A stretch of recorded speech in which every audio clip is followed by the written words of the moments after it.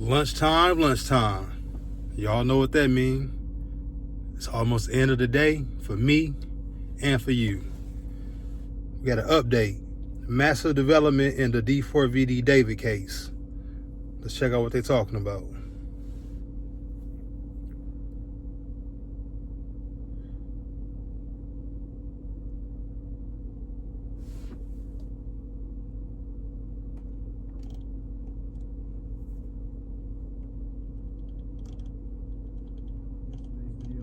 Seems like a lot of you guys want to hear about the David and Celeste Rivas murder case. Now, this is a case that has been widely reported on in the last few months, and a lot of people are trying to stay up to date as much as possible, but there's a lot of new information. If you haven't been staying up to date, or you don't even know what this case is about, I will give you a very quick recap before going into the explosive details that we have uncovered recently. There were a lot of shocking updates to this case that I think a lot of people are going to find very interesting, so stick around to the end to find out. So on September 8th of this year, a Tesla was reported abandoned after it sat dormant in Hollywood Hills for over a month. The Tesla was subsequently towed from Hollywood Hills to an impound lot in Los Angeles, and after sitting there for a few days, there were complaints of a very foul odor. Upon further investigation of this foul odor, the front trunk of the Tesla was opened, and in there sat the decomposing body of 15-year-old Celeste Rivas Hernandez. After authorities...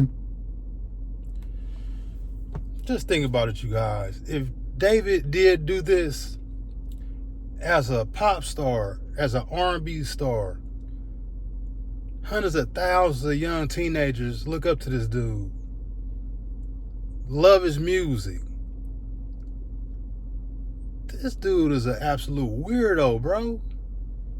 Just to leave that girl like that in that trunk, if he did do it. Sickest of the sick.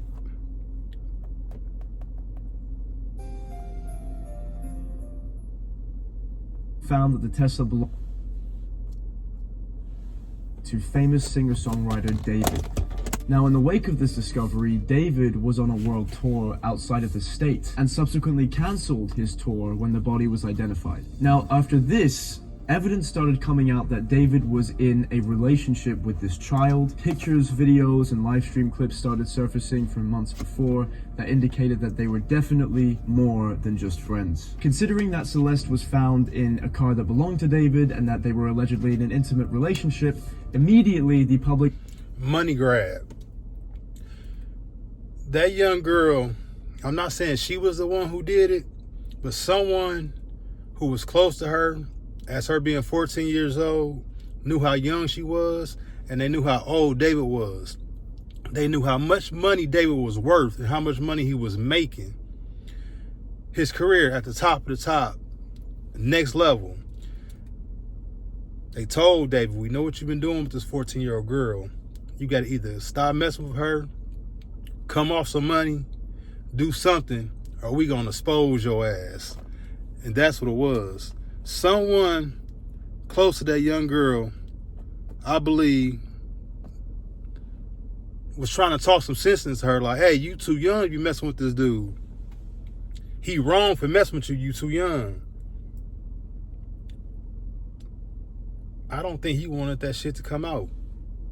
And somebody put a hush to that young girl.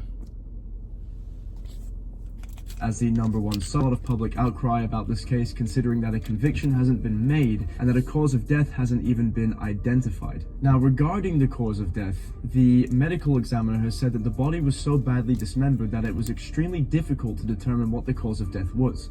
Now, he also said that her fingers were waterlogged, indicating that at one point or another her body was partially frozen, which lines up with the giant freezer that we found inside of David's house, which is big enough to store a body, something of note. Now, because of how big this case is, it's extremely hard to digest all the new information and updates because there's so much information that comes out in a case like this, but we have all the new pertinent information for you right here, which I'll get into right now. So as you may know, a grand jury was assembled in the middle of November to hear the evidence that LAPD had against potential suspects in the Celeste Rivas case. Now, what we know is that there is a second suspect aside from David who LAPD thinks played a role in either the killing or dismemberment of Celeste Rivas. We are not allowed to say who it is, we're not at liberty to say, but something to know. Now, what a lot of people don't know is that the LAPD...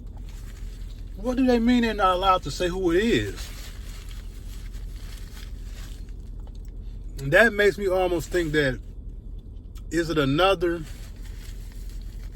underage teenager that they got in custody?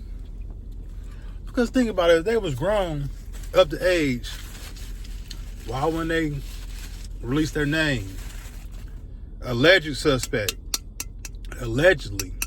By them keeping that name hush hush and saying that they cannot say who the second suspect is, I think they was either Celeste's age, 14, 15, maybe 16, but I definitely don't think that they're grown. Something to think about. David's whereabouts into the event, and what they found was pretty eye-opening. Now, what the LAPD found was that earlier this year in the spring, David took a trip in the middle of the night to a highly remote area of Santa Barbara County, where he stayed for hours on end before returning. Now, when I say highly remote, I mean that. He was in the middle of nowhere. There wasn't a gas station he could have gone to, there wasn't a building nearby or a hotel. When I say remote, he was literally in the middle of nowhere. But it's significant. No. Just because they saying that he went out to a remote location, his mind must be in a deep, dark, sunken place. If he wasn't in a Tesla at the time, was he going to do something to himself? Like maybe just from him knowing what he may have done to that young girl, was he going to off himself? Did someone see him? Did he get scared? Something to think about. Something to think about.